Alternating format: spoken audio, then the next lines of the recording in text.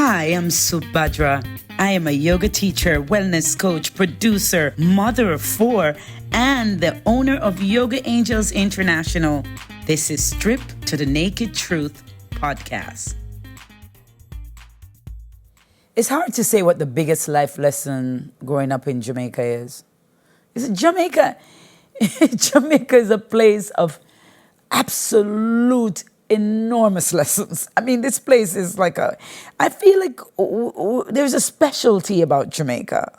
There's so much you learn living here. And I'm in Jamaica right now. Why I'm saying living here? Because, I'm actually in Jamaica shooting now. And I have to say, I don't think I have what the biggest one is. But I can tell you maybe a big one.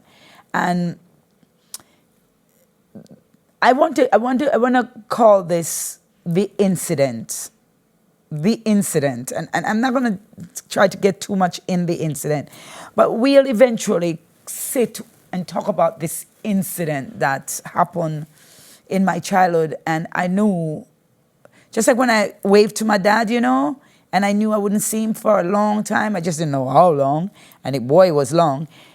This incident also, I remember, it changed me completely. I became a complete different child. I looked different. I walked different. I see people different. My fear level was different. Everything about my innocence became much more like filled with fear, just buried in fear. And at the same time, anger. There was a rage that came out and a survivor. And they called me Donna as a little girl. And so today I look at Donna as the survivor. And for years I tried to kill Donna. For years in my spiritual journey, I wanted to annihilate her because I thought she was a bad girl, I mean, today I see her very differently. I integrate her. She's my survivor. She's my warrior.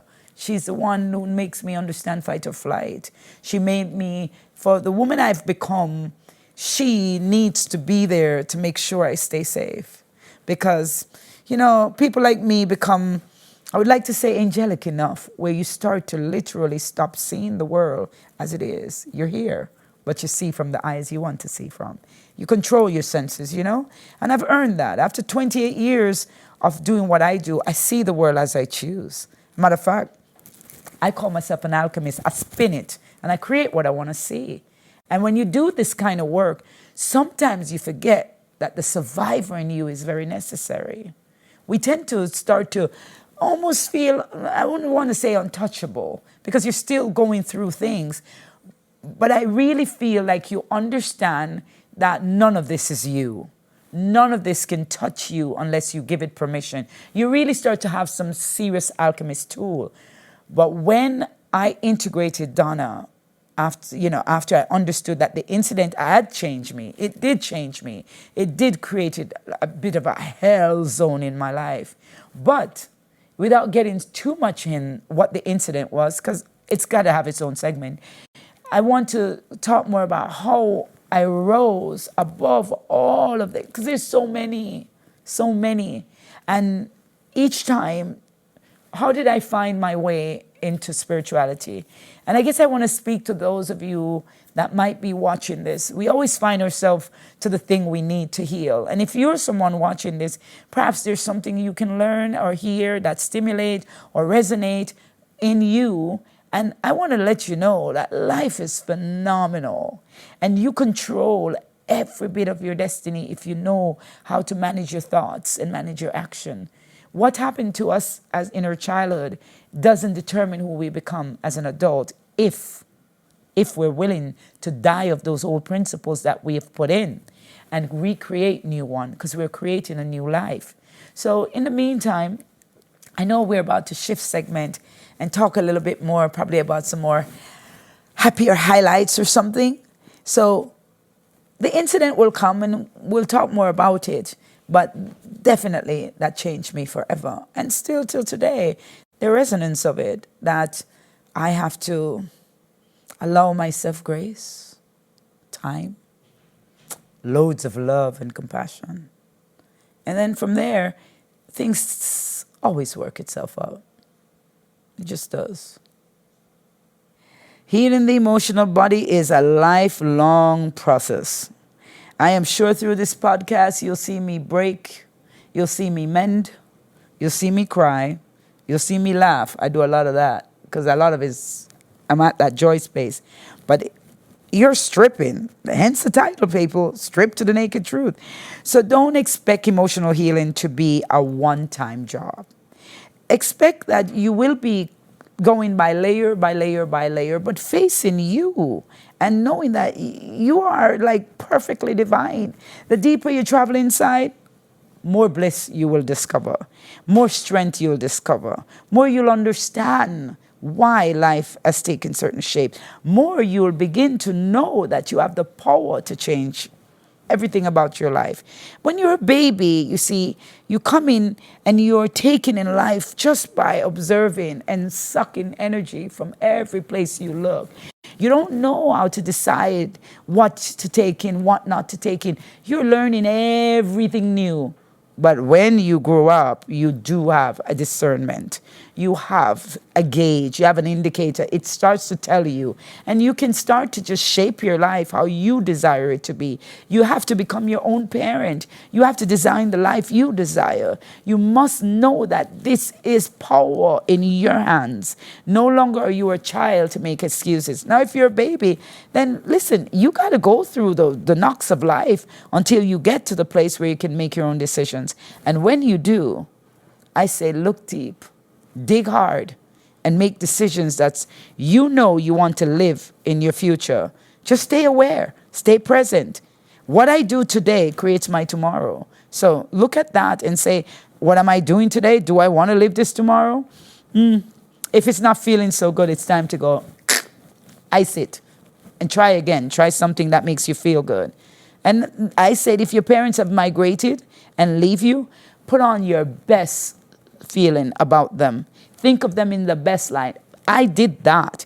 I dreamt and dreamt and dreamt my way out of Jamaica to my parents. I remember spinning under the sun and making wishes after wishes after wishes. And, you know, unfortunately, I told you they left at 3. And I might as well throw this out here. I never saw them again until I was 15 years old. It was the next time I lived with my parents. However, from 3 to 14, when my father came back to file the papers, I never stopped wishing, and I never stopped doing rituals, asking and praying that I would see my parents again, writing letters after letters, going to the phone box to make those phone calls with the, you know, the phone with the string, and you dial those numbers and you wait for the operator to tell you, and you wait and you, oh, it was quite a journey to make a phone call, but I did it every single opportunity I got. And I would try to write these long letters to my father. I don't remember writing my mother much, but I remember writing my father a lot. And always waiting, running to the post office to get those manila envelope, you know, long sheets of paper. And he would just write me, and he had the best penmanship. He was my king. He was like the world to me. And I would wait for those letters. And inside my head, I created the most perfect daddy. My daddy loves me. My daddy would do anything for me. And I would just really create what I wanted to see on top of whatever memory I had of being on his neck when I was a little girl, remembering how his hugs feel and how he smell. I kept those alive in my mind. You can do the same. Careful what you think about them whilst they migrate. Think positive things. Wishing what you want. That's life. You ask, and you ask, and you ask, and you allow. And before you know it, it's your reality. Parents are only doing what parents best know how to do. You see, parenting is usually a reflection of what we have been parent as, right? So the parent before the parent have a very huge part to play in the parent you're becoming, until you can look again at that very space I spoke about of becoming your own parent. Parents, we don't know what we're doing half the time.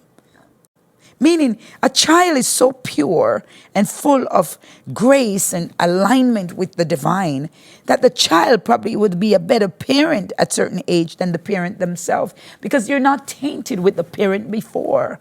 So you see, I think the karma and the trauma keeps rolling forward until each person begin to recognize that they're their own parent. The best person I become is when I realize I had no one to blame, that there was no parents that can make me who I am, but that I can make me who I am. And that I need to start looking around at all sorts of parenting and decide how I want to treat me. And so I'm my own parent. I suggest you become the same. Once you can begin to be a teenager, and so you can start to parent yourself. Start to think about, how do I want to be treated? How do I want it to be spoken to? And give that to your own inner dialogue. Speak to yourself that way. Right now, in even our older age, I hear many people speak in the worst language to themselves. They call themselves stupid. They call themselves all sorts of things. And it's like, no. Say who you truly are becoming. Say what you would like to be. Talk to yourself nicely.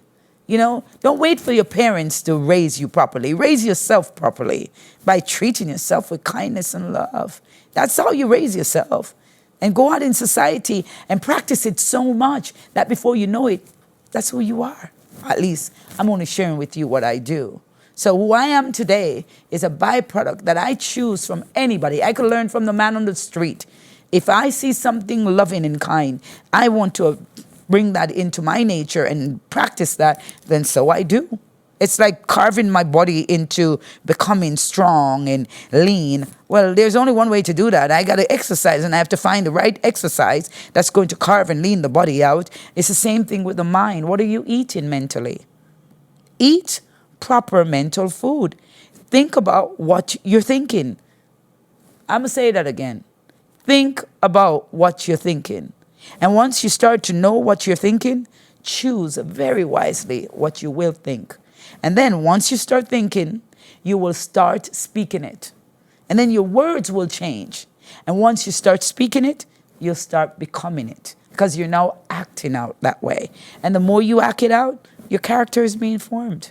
It really is a chain of reaction. So be nice, be kind, be patient, be compassionate to yourself, and raise yourself. Nobody to be blamed. You know, we all do the best we can. I wouldn't want my kids blaming me. I've done the best I can with what I was served. But am I the best parent in the world? No. But I tell you what, I still will say to them, I'm conditioning you to the best of my conditioning. And I know you know more than me. Therefore, I ask you to forgive me and go out there and decide who you want to become, because I only can give you the limited view that I now have. But you come in on this planet on your own, and you leave as your own, and you're a sovereign being. Start figuring out who you are. I can't tell you who that is. I forgive everybody. I really believe we have to live. You know, I really think life is supposed to be fun. And the minute somebody don't have that around me, I'm out, which means I control my environment. My thing is, I forgive everybody. I forgive my sisters. I forgive myself. I forgive my mom. I forgive my paternity fraud dad. I forgive my real dad. And let me tell you, when you hear the stories that really transpired in our family tree, it's essential I be forgiven. There's no place to go if I'm not forgiven. I will be angry. I'll be dead. I'll be violent. I'll be everything that I've worked my way out of to become who I've become. So I say forgiveness is essential. It's the key component to find your own freedom.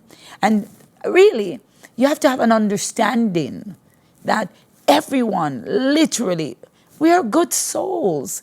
We work with the tools we have. And awareness is not handed out on the street. It really isn't. Many people would put their hand out and say, hit me with some awareness, please. Nobody would want to go and work for it if it was so easily accessible. But I tell you what, it is accessible. You first and foremost have to say, I want to be aware. I want to know more. I want to live from a different perspective. And once you start to claim and saying, this is my desire, it flows to you. I personally wanted to heal. I wanted to feel good. I wanted to know why I was so angry. I was so angry, I would see red. I would see black, just tar black flying in the dust. It was insane. I knew that wasn't normal. I wanted to know, where was that coming from? Why is it when my knees and my hips were so tight and I couldn't bend a certain way? What's in there? What is all this taxation? Why weren't we able to make money? What was that about? Where is all of this coming from? And I swear, when we ask questions, there are answers to be had. So I really just say, forgive. There are many, many, many, many, many, many, many, many, many forgiveness practices. I have a load of them I've practiced, and I will be sharing them through Strip to the Naked Truth podcast. There is all the reasons why I'm doing this is to remind people that if I can do this, it's without a doubt you can. I know that. I came from nothing. That's what we say in Jamaica. Nothing. I came from the bottom of the barrel, and I keep rising today, and I will be doing it tomorrow as long as God gives me breath. I will forever ask myself to rise to my highest state of being, meet me, and then meet me again, over and over and over again. That's my invite to you. And then at the end of the day, when you do forgiveness, you find freedom. And when you have freedom, you can create anything you desire to be your life. And of course, yes, you have to cleanse yourself. Your mind, your eating, you have to purify all of you, and you experience what we call a rebirth. And so when people see you, used to know you, and them say, lad, you're radiant. These are some of the things they say to me. You look so different. You look goody.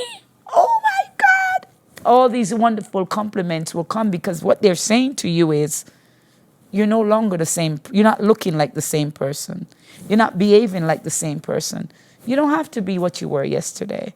It's a new day every day. Every day wake up and just rebirth yourself. And you have to practice. Practice. Practice yoga, meditation.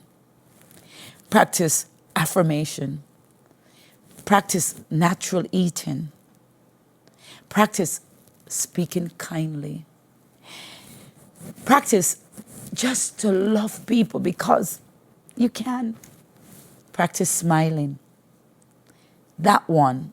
Do you know you can smile your way into a good day? You can start off in the most awful way, in the sense of something happening that you can't control. And if you just apply smiling, you'll realize that you can literally change your entire day. So practice smiling. Practice to talk to people with a nurturing tone.